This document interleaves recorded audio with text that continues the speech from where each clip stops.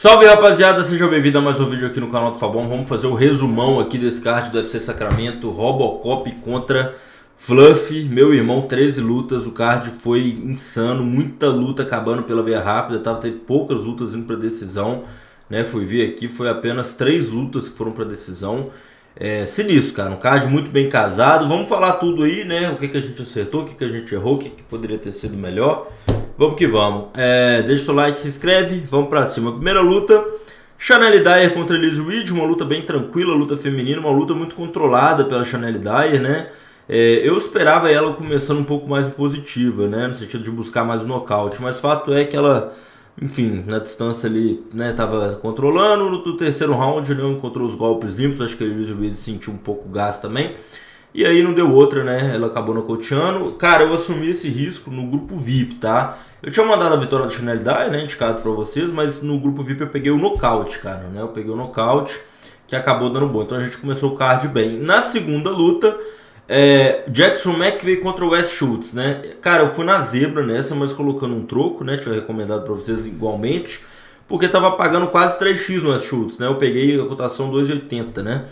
Cara, por que eu coloquei um troco no Wes Schultz? Porque eles já tinham lutado antes, né, no MMA amador, o Wes Schultz tinha ganhado, e naquela ocasião o Wes Schultz finalizou com uma chave de braço. Cara, o começo foi até melhor pro Wes Schultz, né, que ele meio que consegue derrubar ali, dar um ataque, né, meio que uma guilhotina ali e tal, dá um perrengue, mas o Jackson McVeigh, uma vez que ele levanta, ele controla a luta, acha a distância. O Wes Schultz também parece que deu uma morrida ali, depois de tentar forçar aquela guilhotina. E aí tomou uma joelhada, né? Tomou uma joelhada ali no abdômen e caiu duro. Então, foi uma vitória do Jackson McVeigh que, cara, assim, é difícil falar depois da luta, né? Porque, assim, a UDD tava muito alta, né? Eu achava que essa luta era mais equilibrada, mas o fato é que o Wes Schultz é muito fraquinho de trocação, né, cara? Comparado a essa categoria que tem muito mutante de trocação, né? Sussurkaev, Ryan Gandra, até Bagautier. Isso que esses caras nem estão no top 15, né, cara? Então, eu não vejo futuro pro Wes Schultz no UFC, não. O Jackson McVeigh também, não vejo lá essas coisas. Ele foi quedado muito fácil. Então, são dois caras que a gente vai provavelmente acabar indo contra, né, no futuro. Mas, fato é que essa aqui a gente colocou o troco no Wes Schultz, acabou não vindo. A terceira luta, o Steindor Sainville e o Gao Jiang, né? O Gao Jiang, ele enfrentaria originalmente o Corey Steele, né, esse lutador aqui. Só que ele deixou a luta, o Corey Steele, e aí o Stan Dorsville, né, assumiu a bronca. Cara, o que acontece? É um cara de apenas 5 lutas de MMA, que estaria enfrentando um cara com 15, né, o triplo de lutas dele, já experimentado no UFC, vindo uma boa vitória contra o Thiago Moisés. E assim, cara, pegando a luta em cima da hora, né. Eu tinha falado que o valor era pro Gao Jiang, né, por causa desse contexto, mas foi uma luta que o tiro saiu muito pela culatra, cara. O Steindor Sainville, ele perde o primeiro round, ele toma knockdown, ele engole alguns golpes limpos, mas no segundo e no terceiro, apesar dele ter pegado a luta em cima da hora, né, não fez o camp completo, o cara trucidou o Gao Jiang assim na distância. O Gao Jiang não estava conseguindo se encontrar. O Gao Jiang começou a negar a trocação, né, tentar as investidas para botar para baixo, e não conseguiu. Então o fato é que o Steindor Sainville rechaçou todas as entradas de queda do Gao Jiang, manteve o controle na distância e cozinhou a luta, né? O segundo e terceiro round ele ganha de virada, né? Ele perde o primeiro e ganha muito claramente tanto o segundo quanto o terceiro. Então foi uma luta muito difícil de se operar, porque, né, se tratava de um cara com 5 lutas de MMA profissional e estreante, vindo de camp incompleto, né? Uma luta dificílima de análise, mas foi o que foi. Então a gente começa o card, e apesar dessa luta, né, eu ter falado no vídeo, cara, eu acabei não operando nessa luta. Eu não mandei pra vocês, né, nos grupos, e nem no grupo VIP eu mandei também essa luta, eu preferi ficar de fora. Mas eu vou considerar o head, porque eu tinha colocado que o Gao Jiang tinha um contexto melhor. Então, né, a gente acerta a primeira luta, né, Chanelle Dyer, erra a segunda, que a gente colocou o troco no Wes Schultz, e erra a terceira do Gao Jiang. E aí agora a gente vai entrar numa sequência bem boa, porque a gente pega a vitória do Márcio Barbosa, do Márcio Chicotô, acho que é muito claro, né? Só tinha uma leitura mesmo, principalmente com o Márcio Barbosa enfrentaria originalmente o Dani Silva, né? E o Ryan Cuz pegaria essa luta em cima da hora. Então, o Márcio Chicotô, não tem o que falar, né, cara? O poder de nocaute dele é enorme. Então soma mais um nocaute para sua carreira. Inclusive o nocaute foi bem estranho assim, porque pegou um cruzado de esquerda, cara, que meio que resvalou na tampa do coco, meu irmão. Não foi nem no queixo, nada do tipo não. E aí meio que desequilibrou o Ryan Curtis. E é isso, cara. Nocaute, o Chikotô poderia até, assim, ido mais pra matar, sabe? Mas eu acho que viu ali que o adversário estava completamente entregue. Uma excelente atuação do árbitro, tá?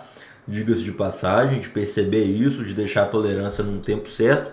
Mas essa luta tá muito boa pra gente, porque era a única coisa a se fazer, né? O Márcio Chikotô ganhar por nocaute, que não tinha outra leitura nessa luta. Então, deu bom. Agora, a próxima luta, Chris Padilha contra o Nasrat Haqparast. Cara, eu vou te falar uma coisa, foi uma luta muito estranha. Eu tinha ido a favor do Chris Padilha, né?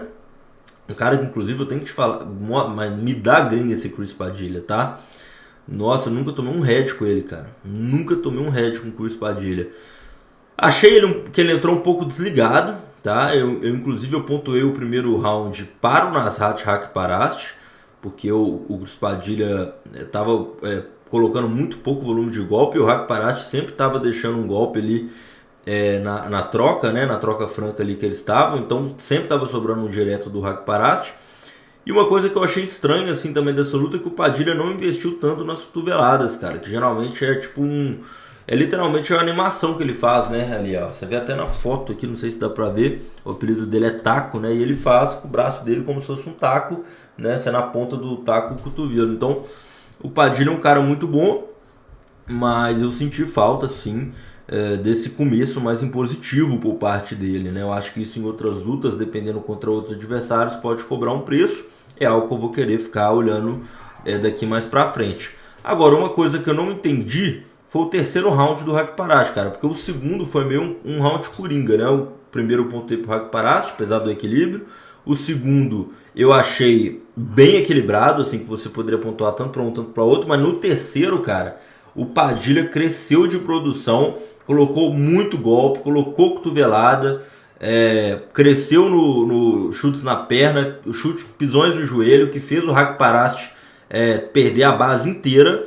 E aí, cara, ele finaliza, né? O Chris Padilha não tinha mencionado em nenhum momento da luta uma tentativa de finalização. E basicamente o Padilha tenta ali meio um katagatame em pé, né? O Haqparast faz ali mais ou menos a defesa, e aí o Chris Padilha leva a luta pro chão e ele apaga no 0,0 segundos, ou seja, quando a luta termina, quando apita, né, o fim da luta, o Haqparast apaga, né? E aí o juiz dá a luta como finalização, né? Porque, meu irmão, insano, foi 4,59, né? Então, faltando um segundo.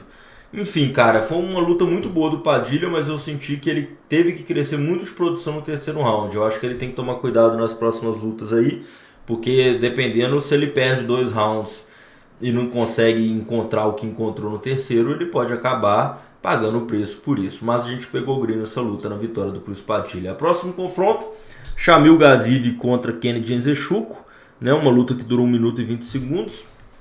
Eu tinha colocado a vitória do Shamil Gaziev, mas para ser bem honesto com vocês, eu tinha até falado, né? Peso pesado, basta uma mão entrar para cair. Porém, a gente tem que ser bem franco aqui, cara. Eu não esperava que o Gaziev nocauteasse o Nzechukwu da forma que foi. Eu esperava o Gaziev, na verdade, fazendo um antijogo, né? Mais ou menos do que o Fluff fez com o Robocop na luta, que a gente vai abordar depois. Mas aquele jogo, né? De não ficar na distância do Nzechukwu, que tem uma envergadura bem maior do que a do Gaziev, cara. Mas o Nzechukwu começou a luta completamente displicente, né? Movimentando mal, com a guarda baixa e fintando, né? Fazendo ali alguns marabalismos. E levou de encontro, cara. Caiu uma manga da árvore ali. Então foi uma luta que o Gaziev falou: ai, cara, beleza, assim, eu vim como estratégia, mas se você quiser, né, pagar pra ver na trocação, com a guarda baixa, fintando o golpe e não repondo, beleza, eu vou te nocautear. Nocauteou, né? Então o Gaziev fez o dever de casa, né? O Kennedy Nzechukwu caiu duro, foi um nocaute feio, mas a gente pega a green nessa luta na vitória do Shamil Gaziev, tá? Aí agora a próxima luta, né, que foi a grande decepção da noite, né, pra mim, pelo menos, o Lerian, né? O Lerian Douglas pra mim foi uma grande decepção, isso porque ele perde pro Jamal Emmers, né? E foi uma luta que o Lerian praticamente não se encontrou na distância, cara. O Lerian tava tomando vários golpes, levou joelhada, levou low kick, levou jab, muitos jabs na guarda, né? E foi uma luta que a gente tem que ficar de olho, cara, porque eu acho que o Lerian lesionou o olho, né? Alguma coisa ali orbital, tanto que ele cai, ele já bota a mão no olho, cara. E depois no replay, né, o frame que fica mais perto, deu pra ver que o Lerian sentiu muito golpe. Agora, por que eu acho que o Lerian assim, foi uma decepção? Porque é o contexto da luta, cara. Né, o Lerian, ele estreia contra o Julian Rosa, né? Inclusive um dos fundamentos assim que eu estudei dessa luta, que eu tava bem confiante, é que o Julian Rosa, né, que foi o cara que o Lerian ganhou, tinha ganhado do Jamal Emmers já aqui em 2018, né, no Contender. Então, era uma luta que assim, o UFC tava colocando bem desenhadinho ali, entendeu? Então, o Jamal Emmers, assim, já com 37 anos, veterano, ainda não tinha lutado no ano de 2026, estava sem ritmo, né? E, cara, foi uma luta péssima do Lerian, porque, assim, ele nem tentou, cara. Nem tentou, não se encontrou na distância. O Jamal Emmers foi bem efetivo nesse jogo de bate-sai. E tá aí, cara, uma debilidade no jogo do Lerian. Ele tem muita dificuldade, né, de cortar ângulo. Por exemplo, que foi o que o Márcio Chicotô fez, cara. O Márcio Chicotô, né, o Ryan Cousy começou a fazer esse jogo com ele, né? Começou a fazer esse jogo com ele, de ficar circulando, né, não ficando parado ali e tal. O Márcio Chicotô ficou, né, cozinhando, esperando o cara errar, minando, tentando trabalhar contra golpe, né? E aí até que a mão tocou. Então acho que o Lerian foi muito afoito, né? Tomou muito golpe ali. Caiu na isca do Jamal Emmers, cara. A verdade é essa. Então foi uma decepção para mim o Lerian. Acredito realmente que ele venceria. E acho que ele vai ficar uns 20 degraus abaixo aí. Ele é um cara que já estava pedindo top 15 e tal. Caiu muito, muito mal essa derrota aí para ele, porque era um casamento que, como eu disse, eu acho que o beneficiava. Se ele não é capaz de ganhar do Jamal Emmers, vai ficar bem difícil pro restante da divisão, entendeu? Próximo luta, Anthony Winch contra Travis Chatman. Acho que essa luta não tem muito o que a gente falar, porque foi uma luta de um lutador só. O Anthony Winch, no início, né, meio que esboça ali, uma trocação e tal. Entra de queda contra o Travis Chatman. Bom, aí é uma progressão pro solo, né? Ele vai golpeando ali no ground and pound, aí, né, da guarda fechada ele avança pra meia, da meia ele vai pro 100 kg, né? Dos 100 kg ali ele consegue dar um bote no Katagatame, que o Travis Chatman dorme, né? Não bateu, dormiu. Então o Anthony Winch vence. Eu acho que foi uma luta muito traiçoeira para se operar, porque pela estreia do Contender muita gente acreditava que ele ia nocautear, né? Inclusive eu até achei, né? Mas fato é que ele quis ir para margem de segurança, porque o adversário dele era bom de trocação também, né? Apesar de ser um cara, aquele pesadão mais parrudo, né? Então a gente pega green nessa luta, tá? A gente pega green nessa luta, né? Indo a favor do Anthony Winch. Inclusive eu mandei essa dupla lá no grupo gratuito, tá, galera? Se você ainda não faz parte, o link tá aqui na descrição dos comentários para fazer, 100% de graça. Eu mandei que era a dupla que eu tava mais confiante, cara, que era a vitória do Lerian e o Anthony Winch ganhar ou no primeiro ou no segundo round, né? O Lerian infelizmente perdeu, o Anthony Winch ganhou. Então eu acabei refazendo essa dupla, né? Eu coloquei o Anthony Winch para ganhar, junto com o Luke Trainer, né, da PFL, que acabou vencendo, então acabou dando bom, né? A gente refez essa dupla. Aí na próxima luta, né, Kali Jutsi contra Keisla Chaves. Eu acho que é uma luta muito rápida. Eu acho que a Keisla Chaves, assim, cara, eu tô muito abaixo, assim, eu não sei, mas eu acho que é mais mérito da Kali Jutsi, sabe? Eu não esperava a Keisla indo pra essa trocação franca contra a Kali Jutsi, mas, cara, ela foi engolida, né? Foi engolida na distância, tomou vários golpes ali na região do abdômen e foi nocauteada com um frontal, né? Um frontal no abdômen ali, que a Kali Jutsi, né, por ter envergadura maior, teve mais facilidade de se encontrar, mas foi uma luta unidimensional, uma luta de uma lutadora só. E não tem muito o que a gente falar, cara, dessa luta aqui, né? Eu tinha colocado até um troco na Keisla, tá? Porque tava pagando muito pouco pra Kali Jutsi, né? No momento que eu tava, inclusive, fazendo análise, a Kali Jutsi pagava 1,15, cara. E pra luta feminina, para eu dar esse voto de confiança, eu não gosto, né? Inclusive eu já peguei muitos greens pegando muita zebra em luta feminina, então dei esse tiro, acabou não vindo, perdi o troco, mas tudo certo. Então só para recapitular, esse foi o nosso card preliminar. Vamos recapitular aqui: a gente consegue green na Chanel Dyer, red no West Schultz, Eu não operei nessa luta, mas eu tinha enviado o Gao Jiang, né? Então vou considerar que essa aqui não veio. Green no Márcio Cotô, Green no Chris Padilha, Green no Shamil Gaziv, Red no Lerian, decepção máxima da noite, Green no Anthony Winch, né? E Red na Geisla, mas Cara, essa da Geisla e essa do Wes Schultz foram duas operações que, né, era zebra, né? Era pra... Quando eu falo zebra é porque, pô, é colocar um troco, né? Não é de mão cheia, nem meia unidade sequer. E aqui na luta principal, né? No card principal, melhor dizendo, lembrando, tá, rapaziada? Link do grupo gratuito, link do grupo VIP tá aqui na descrição. Não esquece de deixar seu like, se inscrever. Vamos que vamos. A gente teve o Markel Medeiros contra o Mason Jones. Aqui pra mim a segunda decepção da noite, porque eu tava muito botando fé no Mason Jones, tá? O Mason Jones era um cara que tinha um cartel contra adversários de melhor qualidade. O estilo, né? O Markel Medeiros era um cara mais cadenciado, que precisa mais de achar a distância. O Mason Jones é um cara que ia mais pra briga, ia mais pra curta. Mas é aquela parada, né, velho? O cara mata pela espada e morre pela espada. O Mason Jones, né, ele ganha o primeiro round bem, né, inclusive chutando muito forte as pernas do Markel Medeiros. E no segundo round, cara, ele é acertado com uma cotovelada de encontro, que ele fica grog, né? Fica ali num down. O Markel Medeiros cresce, né? Acerta uma sequência de 5 ali, nocauteado em pé, né? Uma loucura. O Mason Jones nunca tinha sido nocauteado na carreira. Eu acho que faltou QI de luta, faltou estratégia. Então, muito mérito do Markel Medeiros. Acho que foi a melhor luta disparada dele no UFC, né? Uma luta que ele se comportou muito ativamente. Ele, como eu disse, é um cara que até aqui no UFC ele sempre lutou de forma burocrática. Inclusive, vou até abrir o cartel dele aqui. Todas as vitórias que ele tinha no UFC até então tinham sido por decisão, né? Eram 4 lutas que chegaram até decisão. E essa com o Mason Jones foi o primeiro nocaute dele, né? Inclusive ganhou o bônus de performance da noite. Então, uma vitória com muito mérito do Markel Medeiros. Foi a melhor luta dele no UFC de fato. Mas aqui a gente engoliu um head a seco. Para mim, as duas decepções do card, Lerian Douglas e Mason Jones, infelizmente. Aí a próxima luta a gente pega Green, né, no René DRD, né? Acho que foi uma luta muito tranquila, porque o Roman Dolidze demonstrou um QI de luta baixíssimo, né? Lembrando que essa luta foi de peso meio pesado. O DRD estava subindo de categoria. E uma coisa que eu não entendi do Roman Dolidze é que ele meio que chama a luta para baixo, né, numa queda de sacrifício.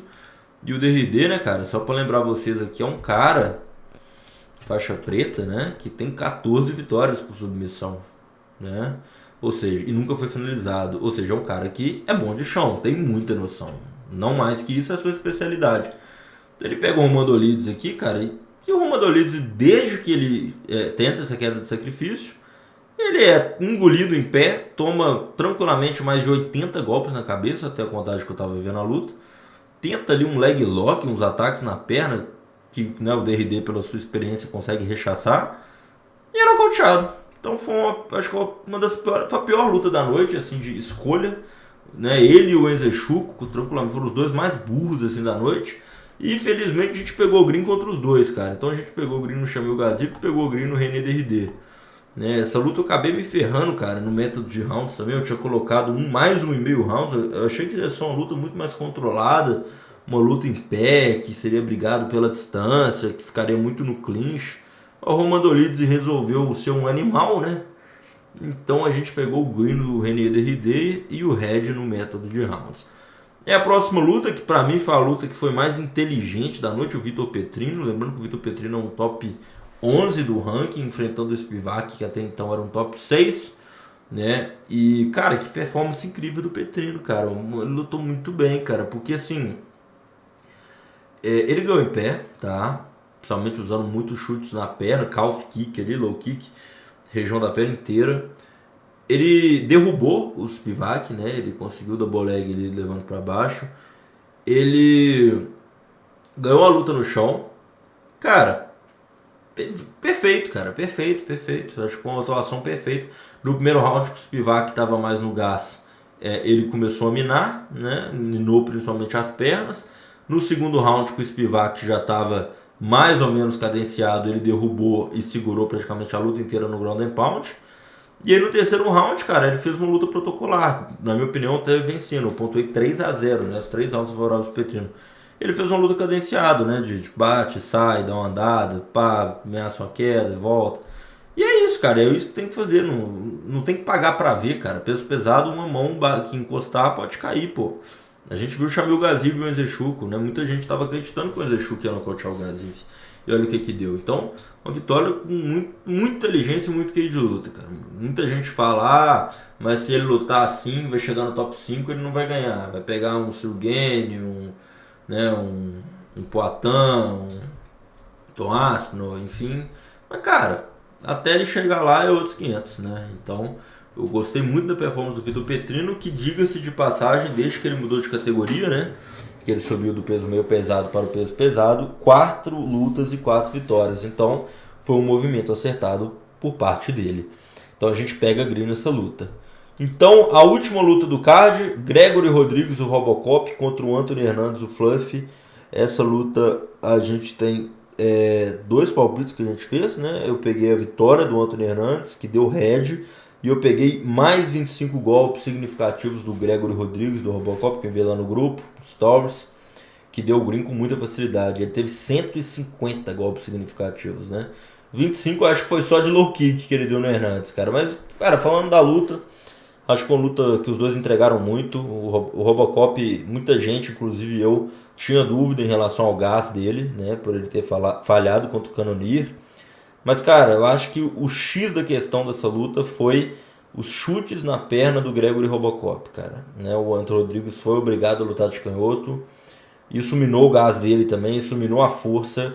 Então foram 2 pontos, cara. Os low kicks do Gregory Robocop e a defesa de queda. Né? O Robocop demonstrou que tem jogo para fazer essa luta ficar em pé, para lutar em alto nível durante 5 rounds. Demonstrou ter queixo, porque ele engoliu vários golpes, inclusive saiu cortado, tomou cotovelada dura ali no primeiro round. Mas um excelente uso de jab, um excelente uso de golpes no corpo, tá? Que eu acredito que arrefeceu bastante o Fluffy, mas eu considero essa luta do Robocop a melhor dele no UFC. Até então a gente não tinha visto esses chutes na perna, cara. É um recurso que pode ser muito bem utilizado, por exemplo, contra o Sam Strickland, tem uma base muito de boxe ali, né, que luta de meia guarda. Eu acho que foi uma luta excelente por parte do Robocop, né? Eu acreditei na vitória do Anthony Hernandes, tá? Muito por causa desse jogo que ele propôs mesmo, né? Eu até acho que era isso mesmo que o Fluffy tinha para oferecer. Eu só não contava com esses chutes na perna e com as defesas de queda do Robocop, cara. Foi assim, surreal. Você vê que o Robocop ele nem trabalhou muito o power punch, né? Aqueles golpes de nocautear. Ele foi bem cadenciado mesmo. Era golpe ali pra ficar minando, cara. Chute na perna, golpe no corpo, jab pra marcar a distância. Se você vier, eu vou te marcar. Então, cara, uma luta sensacional. Acho que os brasileiros lutaram muito bem, o Robocop e o Petrino.